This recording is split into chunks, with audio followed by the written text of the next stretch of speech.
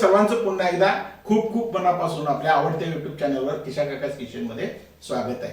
आज आपण जो पदार्थ करणार आहोत, आज आपण करणार आहोत मुळ्याच्या शेंगांची भाजी किंवा डिंगऱ्यांची भाजी। यासारखे पदार्थ सहसा खाल्ले जात नाहीत, पण त्यांच्या आरोग्यासाठी असणारे फायदे जर तुमच्या लक्षात आले तर मात्र तुम्ही या प्रकारच्या भाज्या नक्की खाल। या ज्या मुळ्याच्या शेंगा आहेत त्यांच्यामध्ये फायबरचं प्रमाण सर्वात जास्त असतं। साहजिकच पचनाच्या ज्या काही तुमच्या समस्या असतील त्या कमी होण्याला मदत होते। त्याच्याशिवाय त्याच्यामध्ये व्हिटॅमिन सी चं प्रमाण जास्त असतं आणि त्यामुळे तुमची प्रतिकारशक्ती वाढते। ग्लायसेमिक इंडेक्स या भाजीचा अतिशय कमी असतो। साहजिकच त्यामुळे तुमचं ब्लड शुगर वाढत नाही किंवा स्पाइक होत नाही आणि त्यामुळे शुगरच्या लोकांसाठी ही शेंग जी आहे किंवा ही भाजी जी आहे ते अतिशय उत्तम समजली जाते। मग यासारखे जे आरोग्याचे फायदे आहेत ते फायदे जर आपल्याला मिळवायचे असेल तर ही भाजी खाणं आवश्यक आहे। चला तर मग बघूया ही आपल्याची मुळ्याच्या शेंगांची किंवा डिंगऱ्यांच्या शेंगांची आरोग्यदायी भाजी।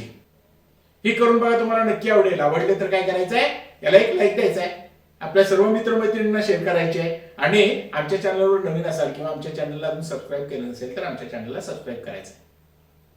चला तर मग करूया ही आजची आपली मुळ्याच्या शेंगांची किंवा डिंगऱ्यांची स्वादिष्ट भाजी।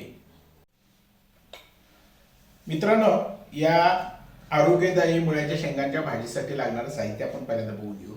त्यासाठी आपण इथं 1/2 किलो शेंगा घेतलेल्या आहेत, बारीक चिरलेला कांदा घेतलेला आहे मध्यम आकाराचा, टोमॅटो एक मध्यम आकाराचा बारीक चिरून घेतलेला आहे, हरभऱ्याची डाळ आपल्याला लागेल साधारण 2 मोठे चमचे हरभऱ्याची डाळ भिजवून घेतलेली आपण, हिंग लागेल आपल्याला फोडणीसाठी, कोल्हापूरची कांदा लसूण चटणी किंवा मसाला लागेल, कांदा लसूण चटणी किंवा मसाला लागेल, मीठ लागेल चवीला आणि थोडीशी हळद। या एवढ्या साहित्याचा वापर करून आपण आपली ही आरोग्यदायी मुळ्याच्या शेंगांची भाजी करणार आहोत। आता सर्वप्रथम आपल्याला या शेंगा ज्या आहेत त्या निवडून घ्याव्या लागतील।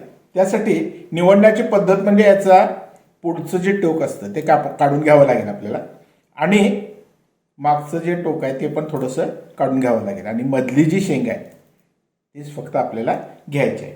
पुढचं टोक काढून घ्या, मागची बाजू काढून घ्या आणि राहिलेल्या शेंग्याचे आपल्याला ज्या आकाराचे तुकडे हवेत त्यानुसार तुकडे करून घ्या। या पद्धतीने आपली सगळी शेंग जी आहे ती आपण निवडून घेणार आहोत। आता काही ठिकाणी ही निवडली जाते, काही ठिकाणी चिरून सुद्धा घेतली जाते। तुम्हाला जी पद्धत सोपी वाटते त्यानुसार तुम्ही ही शेंग वापरू शकता। या पद्धतीनं याचे वरचे तुकडे जे आहेत ते बारीक बारीक तुकडे करून घ्या आणि शेंगा या आपण सगळ्या या पद्धतीनं निवडून घेऊ। आता मित्रांनो, आपण ह्या मुळ्याच्या शेंगांची भाजी करायला सुरुवात करूया। त्यासाठी इथं आपण 4 चमचे तेल घेतलेलं आहे याच्यामध्ये। या तेलामध्ये आपण मोहरी टाकून घ्यायची आहे। आता आपली मोहरी तडतडायला लागलेली आहे, त्याच्यामध्ये आपण हिंग घालून घेऊ, त्याच्यामध्ये कढीपत्ता घालून घेऊ, कांदा घालून घेऊ बारीक केलेला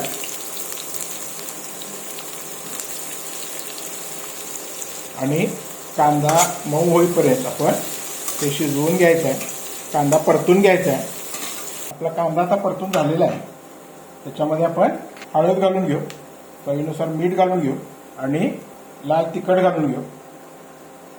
कोल्हापुरी कांदा लसूण चटणी किंवा कांदा लसूण मसाला याच्यामध्ये आपण वापरलेला आहे। आता याच्यामध्ये आपण शेंगा घालून घेणार आहोत। या शेंगा निवडायच्या आधी धुवून घ्या आणि नंतर निवडा। काही लोक हे शेंगा निवडल्यानंतर धुतात, तसं केल्यामुळं अनेक वेळेला शेंगामध्ये पोषक घटक पाण्यावरून निघून जातात। त्यामुळं पहिल्यांदा शेंगा निवडून घ्या आणि मग धुवून घ्या आणि त्याच्यामध्ये आपण आता हरभऱ्याची भिजवलेली डाळ जी आहे ती घालून घेणार आहोत। ही भाजी जी आहे ती पाणी न घालता शिजवायची असते। ही भाजी परतून घेतलेली आहे, ही थोडी आपण झाकून शिजवून घेऊ। याच्यावर टोपण लावून ही शिजेपर्यंत भाजी आपण शिजवून घेणार। याच्या बरोबरीने आपण त्याच्यात टोमॅटो सुद्धा घालून घ्यायचा आहे आणि हे सगळं व्यवस्थित मिसळून घ्यायचं आहे आणि झाकून ही भाजी आपण व्यवस्थित शिजवून घेणार आहोत। आता आपण ही भाजी ठेवून साधारण 10 मिनिटं झालेली आहेत। आपण बघून घेऊ ही भाजी शिजली आहे का ते। हा हा हा हा हा, मस्त वास सुटलेला आहे। यातली हरभऱ्याची डाळ आपण बघून घेऊ, ही शिजलेली आहे। हरभऱ्याची डाळ शिजलेली आहे चांगली। हरभऱ्याची डाळ जर शिजली असेल तर शेंगा शिजायला वेळ लागत नाही. टोमॅटो बरोबर झाकल्यामुळं ही भाजी व्यवस्थित शिजते. ही भाजी तुम्ही करून बघा, तुम्हाला नक्की आवडेल. आवडली तर या रेसिपीला आपला एक लाईक द्यायचा आहे. आपल्या सर्व मित्रमैत्रिणींना ही रेसिपी शेअर करायची आहे. आणि आमच्या चॅनलवर नवीन असाल किंवा आमच्या चॅनलला अजून सबस्क्राईब केलं नसेल तर आमच्या चॅनलला सबस्क्राईब करायचं आहे. आमचा हा व्हिडिओ शेवटपर्यंत बघितल्याबद्दल सर्वांचे धन्यवाद.